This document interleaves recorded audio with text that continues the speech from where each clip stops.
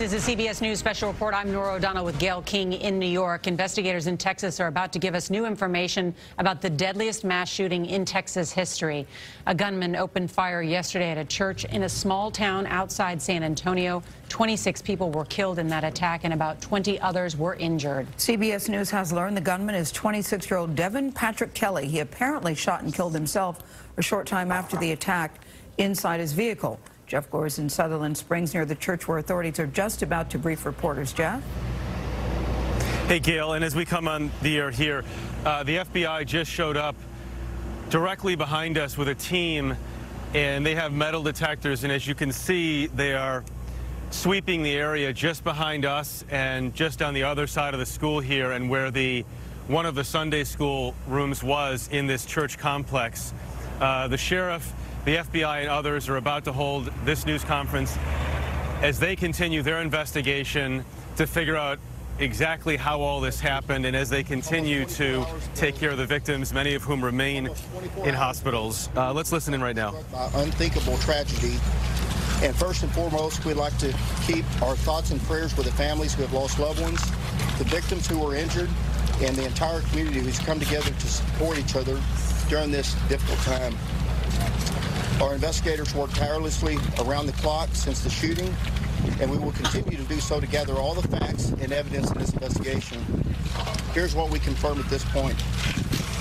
The deceased, there are 26 deceased, 23 in the church, 2 outside the church, and 1 at the hospital. The total wounded include, the total number is 20. There are 6 in stable condition or have been released.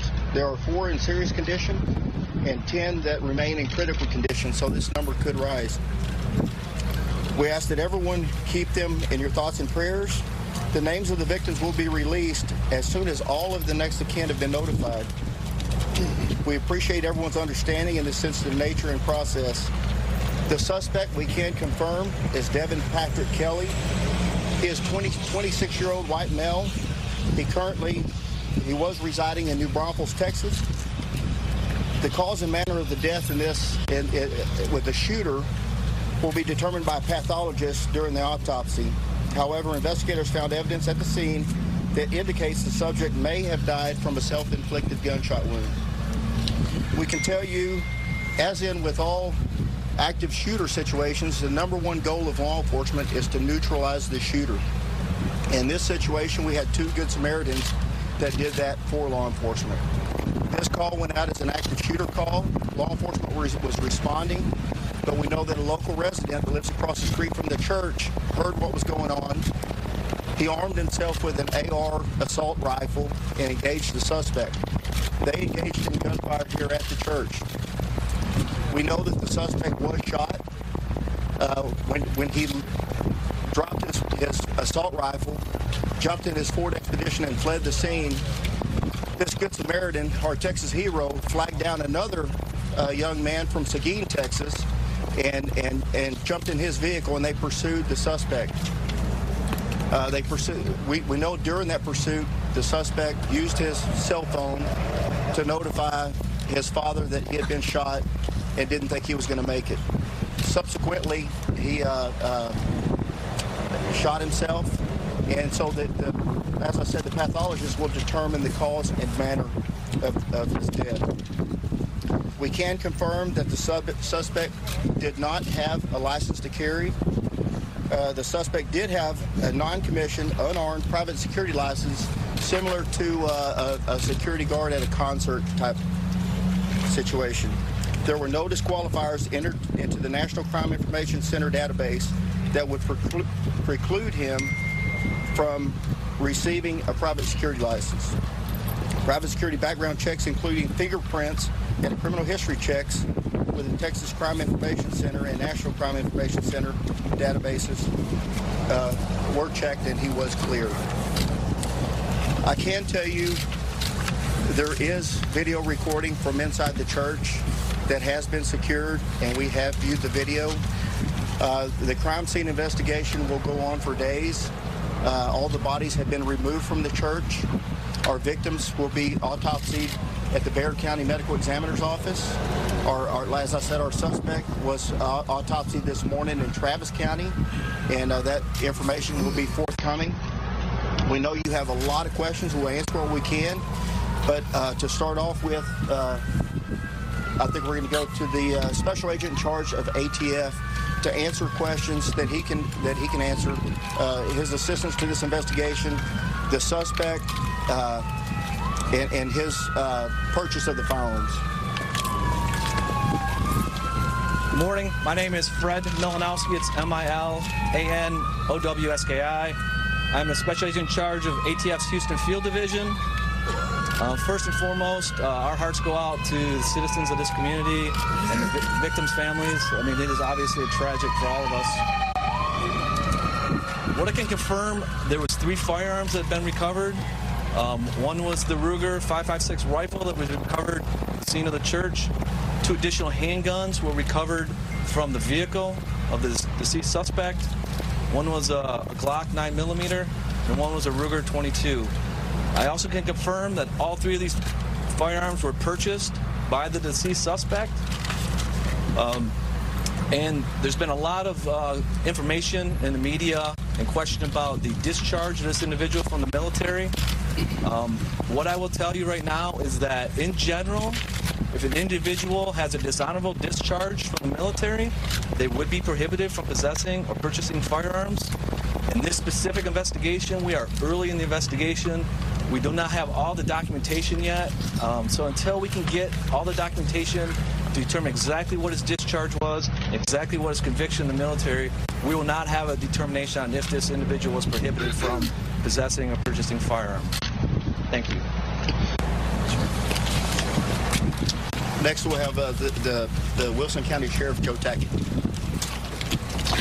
I think I've spoken to most of you this morning. Things have changed since early morning when I spoke to you, and we will be getting back with you all later.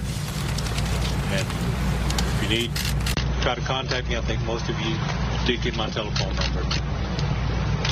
Right now, our hearts are going out to all the family members that have lost family or have family in the hospital. Thank y'all. Next, we'll have the FBI Special Agent in charge, Chris Combs.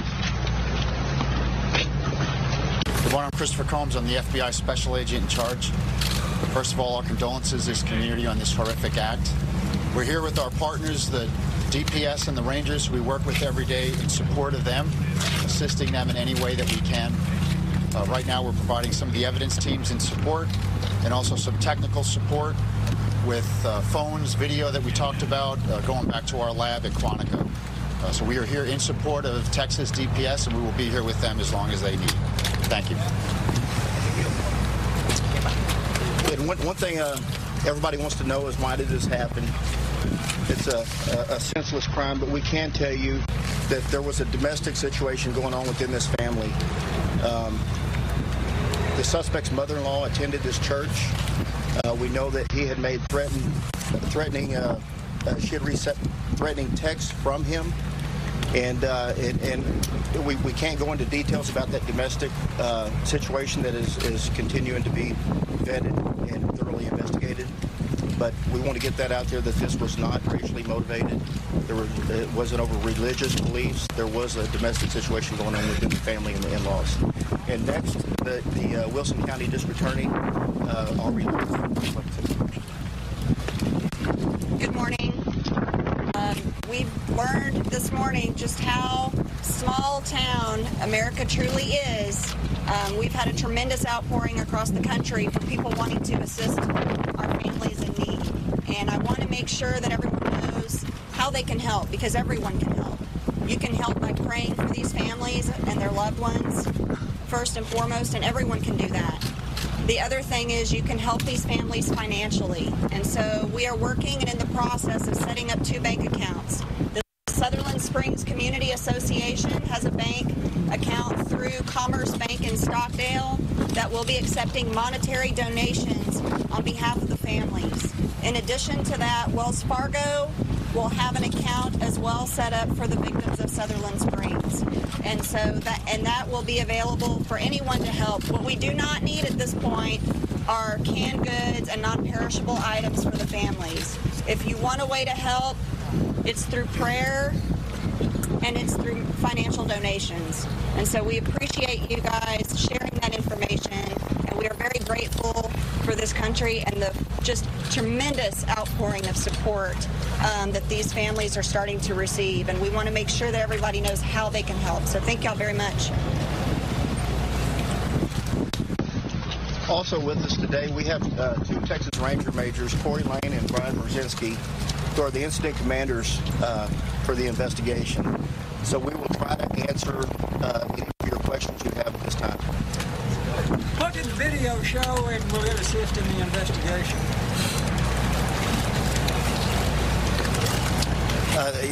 Of course, the video will assist in the investigation, and you know, it was a horrific event, and at this time we're not prepared to talk about the video.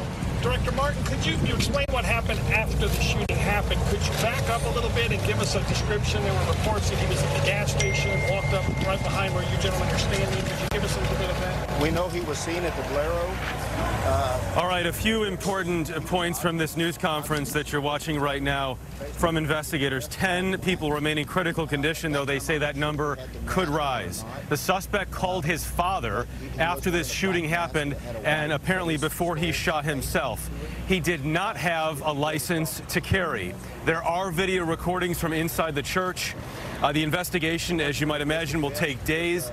The suspect had 3 firearms that were recovered, and they do believe this is some sort of domestic situation. There was a conflict between the suspect and his mother-in-law and possibly others. So that's what we're watching right now. Gail and Nora?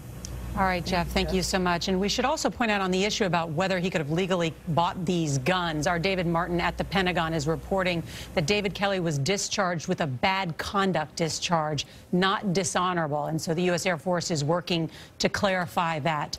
So our coverage will continue throughout the day on your local news, on the CBS station, and on our 24-hour streaming network, CBSN. You can also watch us at cbsnews.com. Now, some of you will return now to CBS This Morning. This has been a CBS News Special Report with Nora O'Donnell. I'm Gail King, here at CBS News in New York.